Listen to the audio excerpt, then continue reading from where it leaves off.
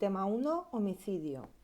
El derecho penal protege la vida desde el momento de la concepción hasta que la misma se extingue, sin distinción de la capacidad física o mental de las personas.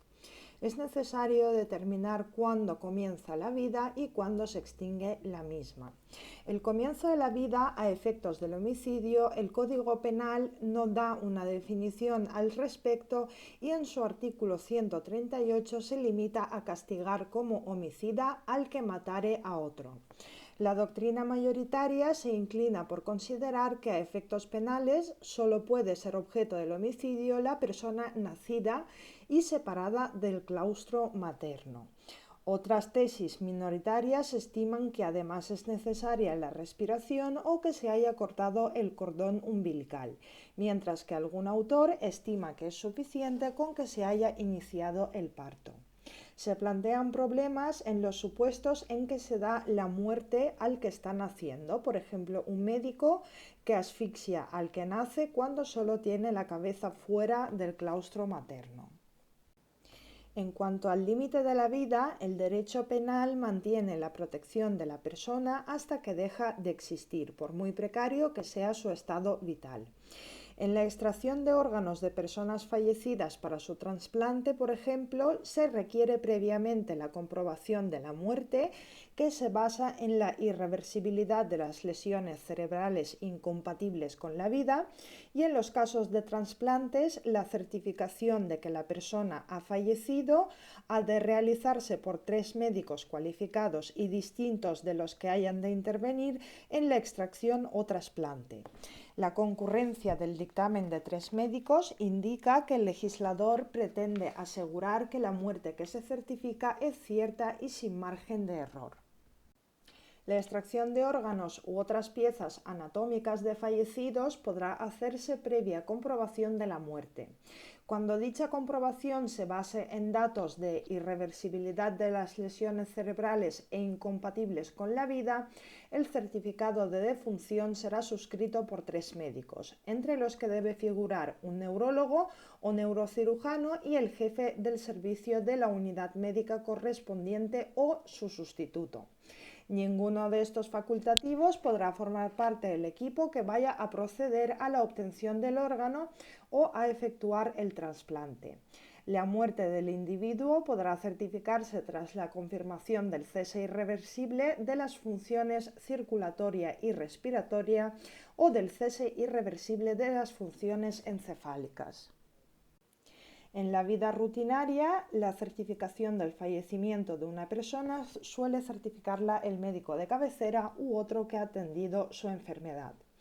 Si los médicos certifican la muerte antes de que se produzca, a fin de conseguir órganos que ofrezcan mayor éxito del trasplante, serán cooperadores en un delito de homicidio o asesinato, en su caso, del que serían autores los miembros del equipo que precipitaran la muerte al extraer el órgano si conocían que la persona aún estaba viva.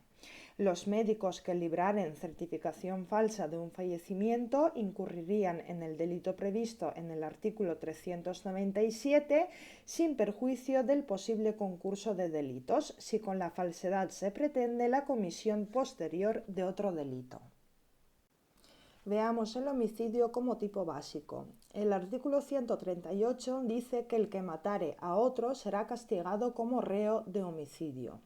La pena es prisión de 10 a 15 años. El bien jurídico protegido es la vida humana.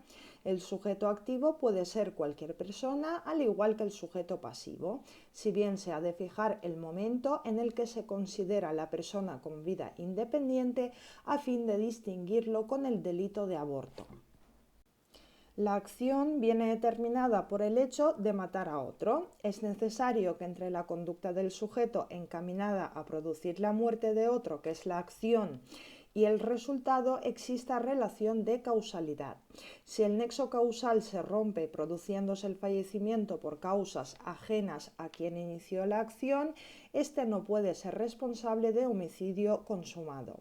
Por ejemplo, un sujeto con intención de matar ocasiona unas lesiones que no llevan a la muerte de la víctima, pero que fallece a consecuencia de un accidente cuando es trasladado al hospital. Por ende, el sujeto será autor de un delito de homicidio en grado de tentativa. Si con una sola acción se producen varios homicidios, se habrán cometido tantos delitos como personas fallecidas. En cuanto a las formas de culpabilidad, se contemplan en el Código Penal el homicidio doloso del artículo 138 y el cometido por imprudencia grave y menos grave del artículo 142. Para que pueda darse el homicidio doloso es necesario que el sujeto activo tenga intención de matar, pues si solo quiso lesionar cometerá un delito de lesiones y no de homicidio. El dolo comprende el conocimiento y la voluntad por parte del sujeto de realizar los elementos que integran el tipo de homicidio, esto es, que tiene conciencia y voluntad. Cuando el autor con intención de matar no lo consigue y solo llega a lesionar, lo normal es que diga es que esta fue su intención, esto es lesionar, y no la de dar muerte.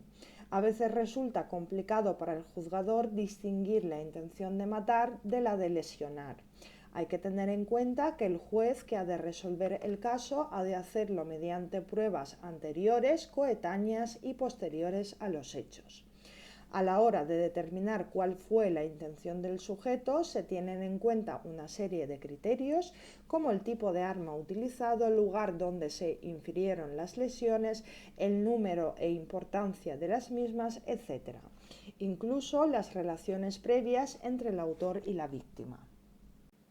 Se han señalado por el Tribunal Supremo signos indicadores del dolo de matar y son los siguientes: antecedentes del hecho y las relaciones entre el autor y la víctima, la clase de arma utilizada, la zona del cuerpo a la que se dirige la agresión, el número de golpes sufridos y lesiones producidas, manifestaciones del culpable que acompañaron la agresión y su actividad anterior y posterior a los hechos, condiciones del lugar, tiempo y circunstancias conexas con la acción y la causa o motivación de la acción. Para la perfección del homicidio es suficiente el dolo eventual, es decir, que al sujeto, como consecuencia de su acción, se le presente la posibilidad de que la muerte se produzca y acepta dicho resultado.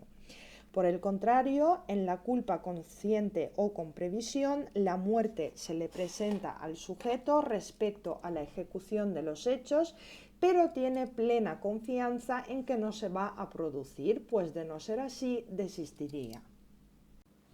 En el dolo eventual, si el autor hubiese conocido de antemano la producción del resultado, hubiese continuado el curso de la acción, mientras que en la culpa consciente, dicho conocimiento le hubiese hecho desistir. Habrá, pues, dolo eventual cuando el autor consiente y apruebe el resultado advertido como posible. Sin embargo, alguna sentencia considera que existe dolo eventual en supuestos en los que el autor coloca a la víctima en situaciones de peligro y que no tiene seguridad de poder controlar. El sujeto activo del delito puede incurrir en error en el golpe, pues queriendo dar muerte a una persona concreta disparando un arma, el disparo se desvía y da muerte a otra. Aquí estaríamos ante homicidio o asesinato, pues su voluntad era matar.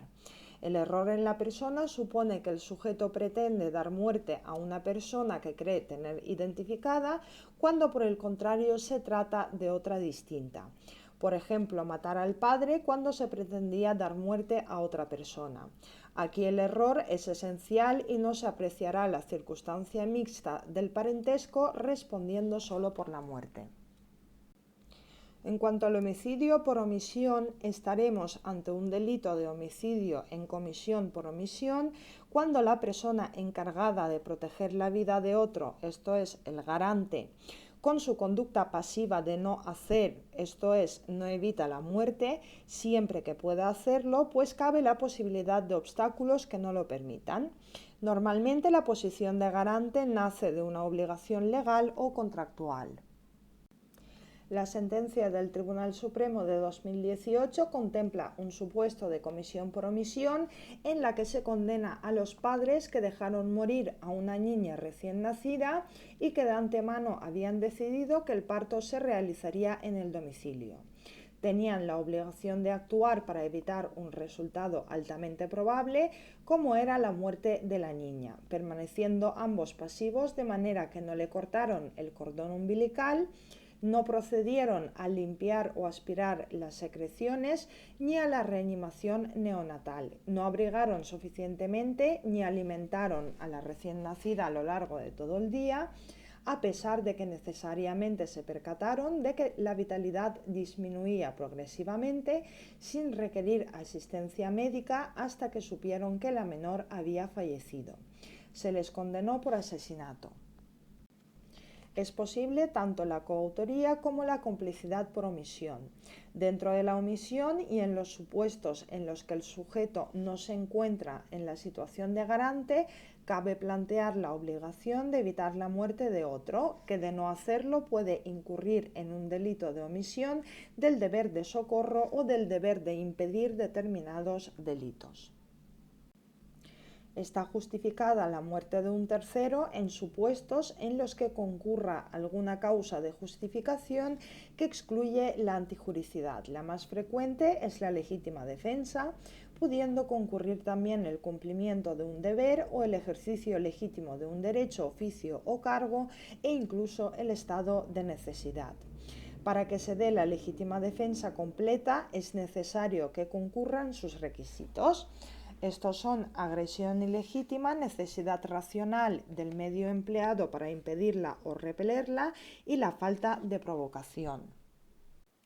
La legítima defensa se extiende también a situaciones en las que la agresión es inminente y su requisito es impedirla o repelerla. Las agresiones pasadas no están amparadas por la legítima defensa. En el uso de la violencia y en especial armas de fuego, los agentes de la autoridad no pueden excederse más allá de lo permitido por la ley. En su deber de mantener el orden, han de utilizar en cada caso los medios adecuados, han de actuar observando los principios de necesidad del uso de la fuerza y proporcionalidad. El uso de la fuerza debe ser exclusivamente el necesario para ejecutar la función que tienen encomendada y el exceso no está amparado en el cumplimiento del deber.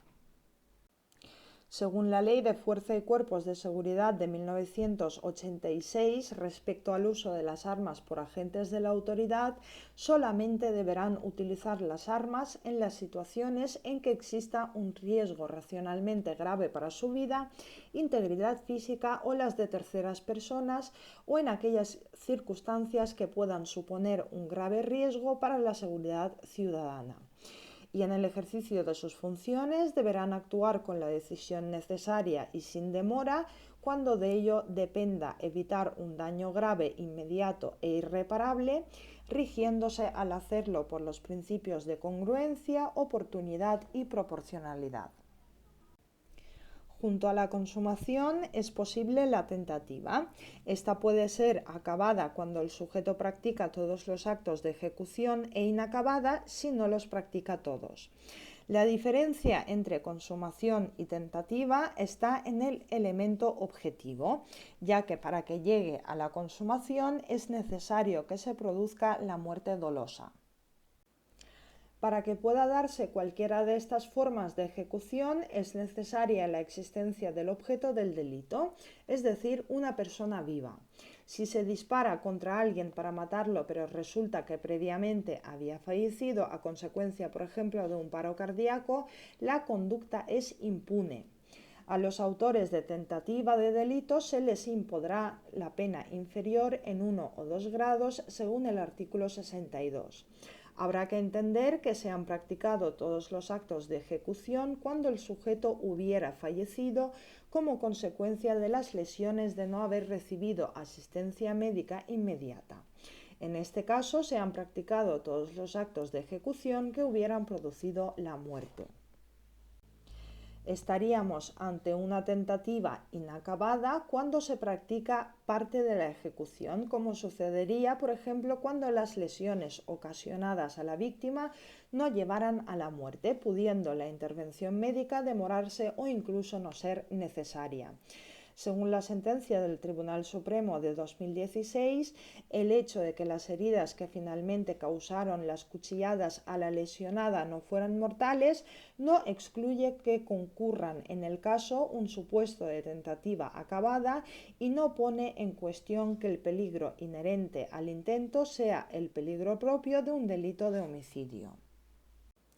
Cabe asimismo el desistimiento en la ejecución o impedir el resultado según el artículo 16. Esto es, si quien inicia la acción para ocasionar la muerte de un tercero desiste de continuar la ejecución. Esto es, desistimiento en la tentativa. Su conducta será impune, así como se impide la producción del resultado. No obstante, responderá de los actos ejecutados si estos fueron constitutivos de delito, como pueden ser unas lesiones. En el homicidio cabe autoría directa, inducción, cooperación y complicidad. Coautoría consiste en la participación eficaz en la ejecución del delito tras el acuerdo previo con otro u otros de los que intervienen en la realización de los hechos. El acuerdo puede ser expreso, tácito, previo o simultáneo. El simple acuerdo previo no es suficiente si no va acompañado de una participación eficaz. La cooperación necesaria es cuando el sujeto contribuye a la ejecución del hecho típico no de modo directo, sino con actos necesarios para que se produzca el resultado, como puede ser, por ejemplo, facilitar el arma con la que se comete el homicidio. Sin la participación del cooperador, el delito no se hubiera producido y requiere el conocimiento de la acción y las circunstancias esenciales que va a ejecutar el autor material. Según la sentencia del Tribunal Supremo de 2017, existe cooperación necesaria cuando se colabora con el ejecutor directo aportando una conducta sin la cual el delito no se hubiera cometido. Esto es la teoría de la conditio sine qua non. Cuando se colabora mediante la aportación de algo que no es fácil obtener de otro modo, esto es teoría de los bienes escasos, o cuando el que colabora puede impedir la comisión del delito retirando su concurso, esto es teoría del dominio de hecho. En la sentencia del Tribunal Supremo de 2005 se reconoce la distinción entre la cooperación necesaria y la complicidad. El dominio del hecho depende no solo de la necesidad de la aportación para la comisión del delito, sino también del momento en que la aportación se produce, de modo que el que hace una aportación decisiva para la comisión del delito en el momento de la preparación, sin participar luego directamente en la ejecución, no tiene el dominio del hecho, y así será un partícipe necesario, pero no coautor. Lo que distingue al cooperador necesario del cómplice no es el dominio del hecho, que ni uno ni otro tienen. Lo decisivo es la importancia de la aportación en la ejecución del plan del autor o autores. Continuamos con la provocación, conspiración y proposición. El artículo 141 castiga la provocación, conspiración y proposición y la pena es inferior en 1 o 2 grados a la señalada en los artículos anteriores. Se da provocación cuando se incita directamente a la comisión del delito, castigándose como inductor para el supuesto que se hubiera cometido efectivamente el homicidio. En la conspiración hay un acuerdo previo para la ejecución del delito y en la proposición el sujeto que decide ejecutar los hechos invita a otras personas para que participen en la realización de los mismos. En el artículo 138 se contemplan dos supuestos agravados que se castigan con la pena superior en grado. Cuando concurra en su comisión alguna de las circunstancias del artículo 140.1, se trata de supuestos de asesinato castigados con la pena de prisión permanente revisable y cuando los hechos sean además constitutivos de un delito de atentado del artículo 550. En cuanto a las medidas de libertad vigilada y la privación de la patria potestad, dispone el artículo 140 bis 1 que a las personas condenadas por la comisión de uno o más delitos se les podrá imponer además una medida de libertad vigilada. Esta medida de seguridad potestativa del juzgador no tiene justificación en los homicidios por imprudencia. Dicha medida es para todos los delitos del título 2 que se ocupa del homicidio y sus formas. Por su parte, dispone el artículo 140 bis 2 que la víctima y quien sea autor de los delitos previstos en los 3 artículos precedentes tuvieran un hijo o una hija en común, la autoridad judicial impondrá respecto de éste la pena de privación de la patria potestad. La misma pena se impondrá cuando la víctima fuere hijo o hija del autor respecto de otros hijos o hijas si existieren. Pasamos al homicidio por imprudencia grave. El artículo 142 castiga al que por imprudencia grave causare la muerte de otro, será castigado como reo de homicidio imprudente y la pena es prisión de 1 a 4 años. Actúa imprudentemente el que omite la diligencia debida, es decir, el que no observa el deber de cuidado objetivamente exigible por las normas de conducta para el caso, las cuales se extraen de la experiencia común y no dependen necesariamente de la transgresión de las leyes o reglamentos. Se trata de un deber objetivo que es el que hubiera observado un ciudadano medio en tales condiciones y con los conocimientos específicos de la gente. Es necesario que el resultado haya sido previsto o al menos previsible y que fuera evitable. Hay que distinguir entre la culpa o imprudencia consciente y el dolo eventual, el cual existe cuando la gente ha previsto el resultado como posible y lo acepta, esto es, que está de acuerdo, aprueba o consiente el resultado. El autor no variaría su conducta aunque supiera que el resultado iba a producirse. En la culpa o imprudencia consciente, el sujeto llega a prever el resultado, pero no lo acepta, confiando en que no se producirá. La imprudencia grave consiste en la omisión de las cautelas o precauciones más elementales para prevenir un mal previsible en circunstancias normales. Para la existencia de un delito de homicidio por imprudencia es necesario que se haya producido un resultado lesivo atribuible a la actuación descuidada del agente. El resultado lesivo debe responder a la conducta del agente y el nexo causal suele constatarse a partir de la teoría de la equivalencia de condiciones, según la cual se considerará causa toda aquella condición que, suprimida mentalmente, haría desaparecer el resultado. En un delito de homicidio por imprudencia puede ser autor cualquiera, no siendo así en el caso de la imprudencia profesional. Si hablamos del concurso, para el caso de concurrencia de varios resultados a causa de una misma acción imprudente, el Tribunal Supremo entiende que existe un solo delito. Se castiga en el artículo 142 el homicidio imprudente cometido utilizando un vehículo a motor o un ciclomotor. La pena es prisión de 1 a 4 años y privación del derecho a conducir vehículos a motor o ciclomotores de 1 a 6 años. El homicidio imprudente cometido utilizando un arma de fuego, la pena es prisión de 1 a 4 años y privación del derecho al porte o tenencia de armas por tiempo de 1 a 6 años. Y por último, se castiga como imprudencia grave si el homicidio fuere cometido por imprudencia profesional. La pena es prisión de 1 a 4 años e inhabilitación especial para el ejercicio de profesión, oficio o cargo por un periodo de 3 a 6 años. Debe entenderse por imprudencia profesional la que se produce no solo en el desarrollo de una actividad profesional, sino específicamente la debida a una infracción de las reglas de dicha profesión. Pasamos al homicidio por imprudencia menos grave. Al reformarse el Código Penal en el año 2015 se incorpora el homicidio por imprudencia menos grave. Estamos ante un grado de imprudencia intermedio entre la imprudencia leve y grave, por lo que en los supuestos de homicidio por imprudencia leve solo se puede recurrir a la vía civil, pues queda fuera de la protección penal. Se castiga en el artículo 142.2 al que por imprudencia menos grave causare la muerte de otro. La pena es una multa de 3 a 18 meses.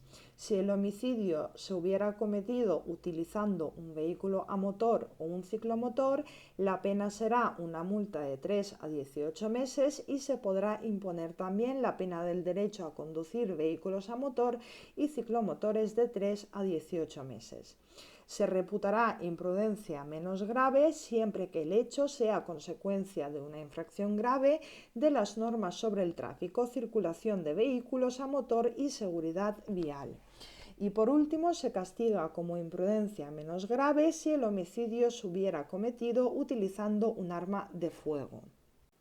La pena es una multa de 3 a 18 meses y se podrá imponer también la pena del derecho a porte o tenencia de armas por tiempo de 3 a 18 meses. No se contempla el homicidio por imprudencia profesional menos grave, por lo que solamente será perseguible penalmente la grave. En los supuestos de imprudencia profesional menos grave se acude a la vía civil. En los supuestos de lesiones dolosas y homicidio imprudente, esto es homicidio preterintencional, son casos en los que quien realiza la acción con la finalidad de causar solamente lesiones ocasiona la muerte de una persona, resultando que le será aplicable el título de imprudencia. El delito de homicidio por imprudencia menos grave solo es perseguible a instancia de parte. Dispone el artículo 142.2 que el delito previsto en este apartado solo será perseguible mediante denuncia de la persona agraviada o de su representante legal. Y terminamos el tema con los supuestos agraviados. Dispone el artículo 142 bis que el juez o tribunal podrá imponer motivadamente la pena superior en grado si el hecho revistiere notoria gravedad, en atención a la singular entidad y relevancia del riesgo creado y del deber normativo del ciudadano infringido, y hubiere provocado la muerte de 2 o más personas o la muerte de una y lesiones constitutivas de delito, y en 2 grados si el número de fallecidos fuere muy elevado. La elevación de la pena no es de aplicación automática para el juez, pues el texto dice podrá. Solo se aplicará en supuestos realmente graves, ya que el texto dice notoria gravedad.